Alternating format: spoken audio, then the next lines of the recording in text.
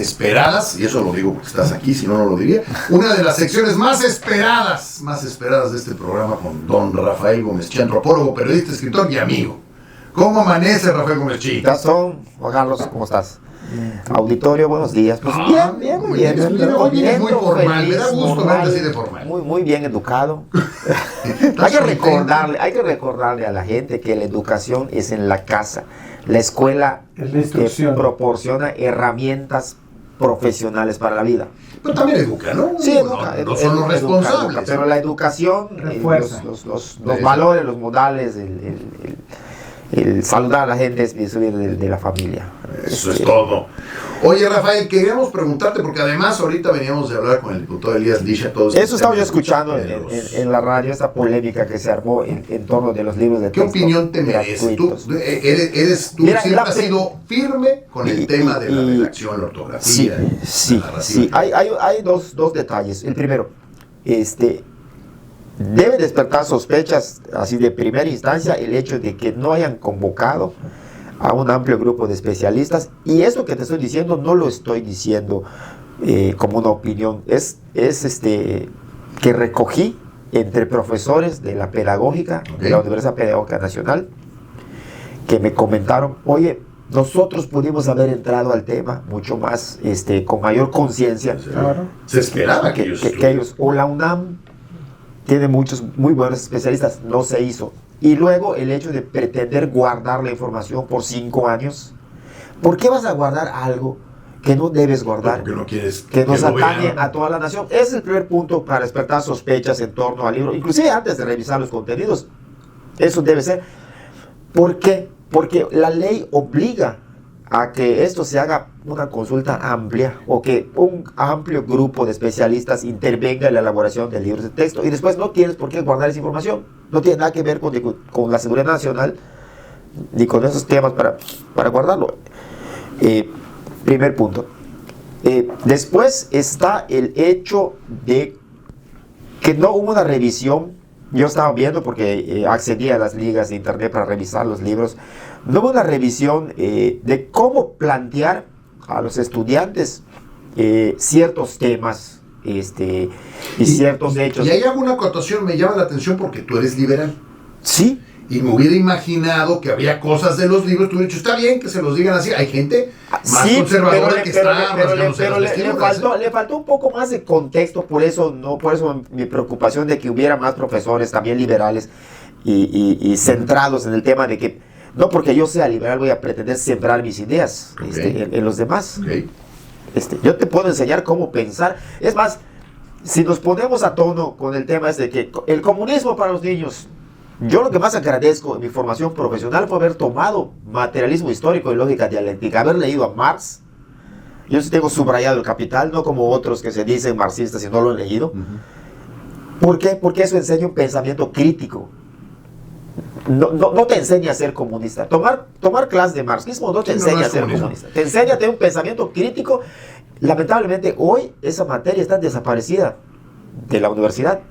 La Autónoma de Yucatán, en la antropología, eso ya no se ve. Desapareció. Es que por eso me parece valioso tu punto de vista, y me interesaba mucho porque te sé liberal. Por eso me interesa lo que estás diciendo. Entonces, no hay que tenerle miedo a ese asunto de entrar a conocer. Eso sí, los libros no traen la otra parte. Deberían traer la otra parte del liberalismo económico que viene de Adam Smith, y lo que vino después. Sí, claro. no tiene apertura. Digo, hay maneras de enseñarle a los niños de primaria cómo funciona la economía, el capitalismo, la sociedad, el socialismo, sin llegar al comunismo. Recuerden la Comuna de París. Sí. Está en la historia, de ahí viene el término de comunista. No es nada más una cuestión que tenga que ver con el demonio. Sí, claro.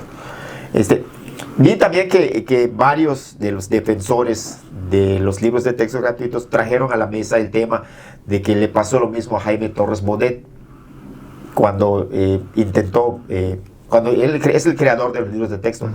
La Unión de Padres de Familia también se quejó. De hecho, hay un documento que están rolando en redes de cómo son los reclamos que quieren destruir la familia. La familia no se destruyó. Siguió evolucionando hasta lo que hoy es la familia. La diferencia es que hoy tienen un marco legal que los obliga a abrir el tema y a no guardar la información. Pero pues ese es el punto. Y sobre todo tener un proceso educativo, ¿no? Y hay otra queja también, a mí se me parece irrisoria de la gente. Hay en un contenido que aborda la palabra dijistes. Sí, ¿Cómo es posible que le pongas a los niños eso? ¿Sí lo leíste? Yo sí lo leí. Les voy a recordar, y se los digo como antropólogo lingüista, que ese es un fenómeno que ocurre cuando hablamos.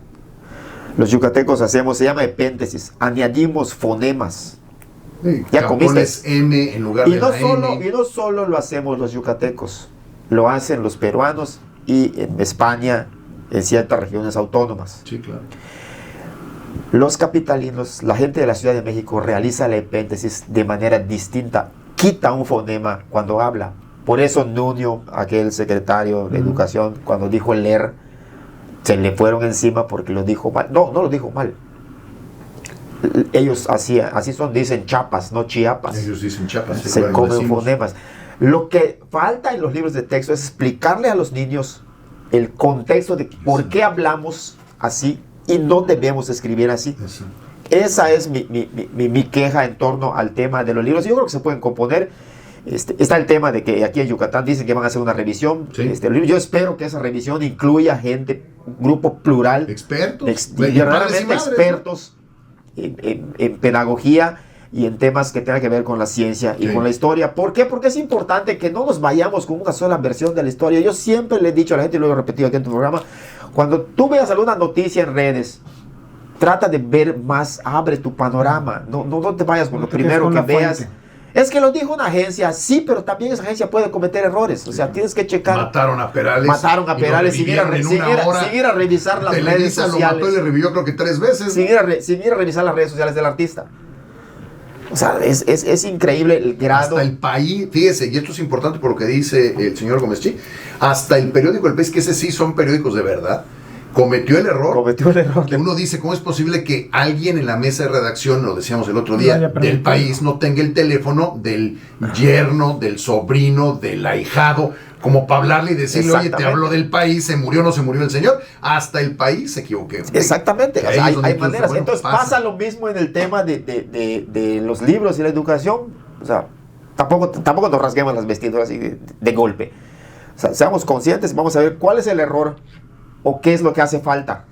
Porque a veces no son errores, es que hace falta. Entiendo que el gobierno quiera imponer su visión. Ya ocurrió con Luis Álvarez Barret en los 70s. Ha pasado con todos. Ha pasado con todos. O sea, no nos espantemos. Bueno, ¿qué no López Portillo en su sexenio, los libros hablaban de él en el sexenio? Exactamente. Pues, oye, ¿qué hace aquí? Pero lo que más recuerdo, y me lo comentaba un profesor. Me lo comentaba un profesor de la UPN, fue el caso de Luis Álvarez Barret. Cuando intentaron también en los libros imponer una visión del mundo que correspondía solo a ellos. Sí. Y dijeron, espérate, y fracasó. Sí, claro. No es la primera vez que pasa. El tema no es nada más el libro, ¿no? Es la falta del proceso pedagógico previo. Es lo que estoy diciendo. Y la falta del plan de estudios. Porque es lo que estoy diciendo. Como dices, le van a llegar los libros al maestro y va a decir, y bueno, ¿y qué?